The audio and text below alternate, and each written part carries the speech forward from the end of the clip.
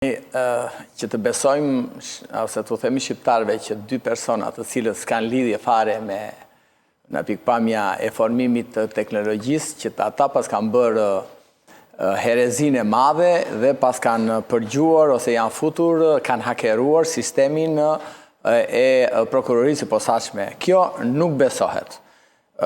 Tani ne dim që të prokuroria e posaçme ka shumë interesa. Ka interesa qoftë nga pushteti, qoftë brenda pushtetit, pra ata janë kundërshtarë, siç janë pjesa tjetër kundër zotit Rama, ka interesa të biznesit që janë nën hetim nga kjo strukturë dhe duke bashkuar të gjitha këto interesa, po për qëllime të ndryshme, kanë gjetur mundësinë, po unë nuk besoj që është hakerimi, se sa është mundësia që kanë dalë vetë nga prokurorët.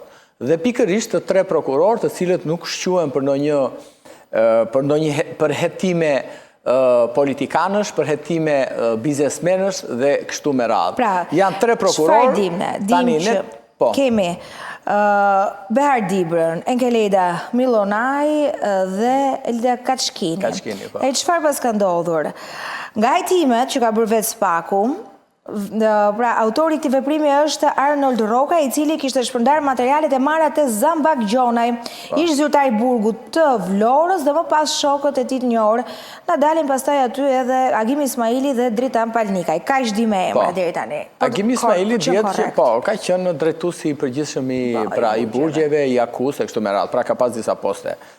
Është e pa konceptueshme dhe pa besueshme nga të gjithë ata që njohin teknologjinë dhe si mund të hysh të hakerosh një sistem të një institucioni të caktuar. Gjithsesi, po e marrim këtë edhe të mitqen që këta kanë hyrë aty, ndoshta dhe më kanë hyrë dhe rastisht, nuk është e thënë, por interesat për të hyrë te sistemi i Spakut të prokurorisë posaçme janë të gjithanshme. Dhe duke qenë të gjithanshme, unë mendoj që politika dhe ata që janë të interesuar kanë ndërtuar grupe apostafat hakeruesish për të futur në sistemin e Spakut.